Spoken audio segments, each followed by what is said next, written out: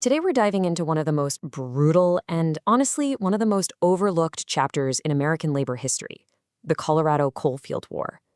This isn't just a story about a strike. It's really about corporate power, about immigrant families fighting for a foothold, and it's about a deadly, bloody fight for basic human dignity that happened right here on American soil. So that brings us to the big question, right? How does a dispute over working conditions, something that happens all the time, completely spiral into open warfare? How does it become the deadliest strike in the history of the United States, leaving dozens dead and a whole community shattered? To figure that out, we have to go right to the heart of the conflict. And to really get this, we're actually not going to start at the beginning. We're going to start at its most horrific climax, in a makeshift tent colony in a place called Ludlow, Colorado. Okay, so picture this. A 14-hour gun battle erupts between striking miners and the Colorado National Guard. And when the shooting stops, the camp is set on fire. When the smoke finally cleared, searchers made this absolutely horrifying discovery.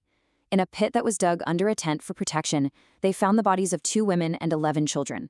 They'd been trapped and they suffocated to death. This became known as the Ludlow Massacre.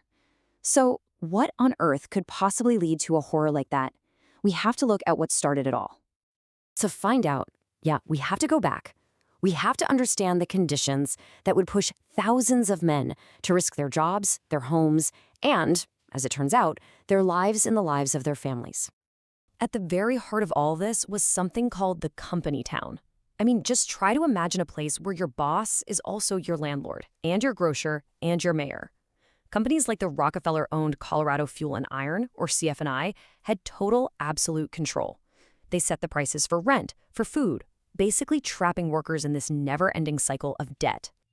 And on top of that, life was cheap. The fatality rate in Colorado's mines was a staggering twice the national average. Think about that.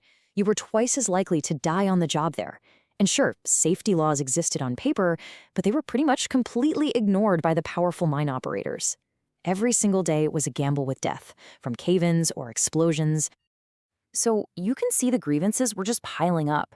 I mean, miners weren't even paid for what was called dead work. And that's the essential stuff, like laying track or shoring up the tunnels to prevent those cave-ins. They knew the company's scales were rigged to cheat them out of their pay.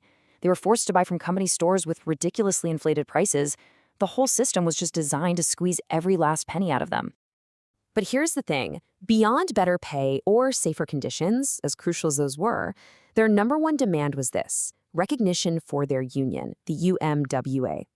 This wasn't just about money. It was about having a collective voice. It was about being treated with dignity, instead of just company property. So what happens when the companies just flatly reject every single demand? Over 11,000 miners walk off the job. And what's incredible here is that this was a hugely diverse workforce.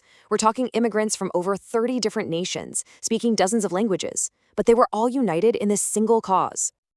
The company's response was swift, and it was brutal. Things escalated really, really fast.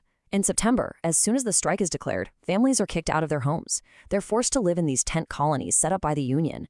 By October, the governor sends in the National Guard. But get this, many of these guardsmen were also on the coal company payroll. And then, throughout that brutal winter, strikers were harassed by an armored car they called the Death Special, which would just drive by and fire randomly into the camps. This simmering violence, well, it was always going to boil over. And when you look at it like this, you can see why.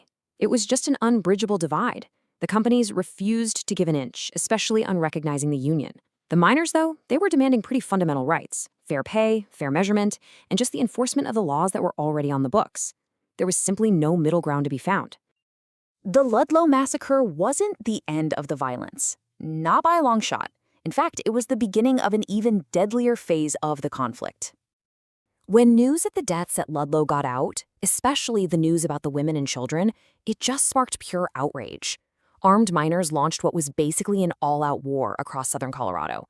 For 10 days, they attacked mines, they ambushed company guards, and they fought the militia. The entire state was on the brink of a full-blown civil war. This 10 days war was what finally forced the federal government to act. President Woodrow Wilson sent in U.S. Army troops, who were seen as way more neutral than the State Guard, to finally restore some order. But with the federal army in control and the union strike funds just completely gone after more than a year, the UMWA was forced to call off the strike. On paper, at least, the miners had lost. But the story definitely doesn't end there, because while the strike failed to achieve its immediate goals, the sheer horror of Ludlow left a permanent mark on the nation and on the whole fight for labor rights. John D. Rockefeller Jr., the main owner of CF&I, was being publicly condemned as a murderer in newspapers across the country. To repair his and his family's badly trashed public image, he hired one of the first ever public relations experts and began this whole campaign of strategic reforms. And the big solution he proposed was the Rockefeller Plan, which was essentially a company-controlled union. And the difference between that and a real union is night and day. A company union is set up and controlled by management. An independent union, like the UMWA that the miners were fighting for, is run democratically by the workers themselves. It was a really clever PR move, right? It was designed to look like a compromise, but it offered absolutely no real power to the miners. So yeah, the legacy of Ludlow is complicated. The miners did not get their union recognized at that time, but the public outcry was so huge that it led to federal investigations and really began to shift the nation's view on labor. Rockefeller's reforms, this welfare capitalism, they did improve some conditions, but let's be real, they were designed to prevent another rebellion, not to actually empower workers. And yet, Ludlow became a rallying cry, a tragic but incredibly powerful symbol for the American labor movement for decades to come. And that really leaves us with a final thought. The Colorado Coalfield War shows us the extreme, unbelievable lengths people will go to for just a little bit of fairness and dignity. It forces us to ask, even over a century later, what is the true price of justice in the workplace? And maybe more importantly, who is asked to pay it?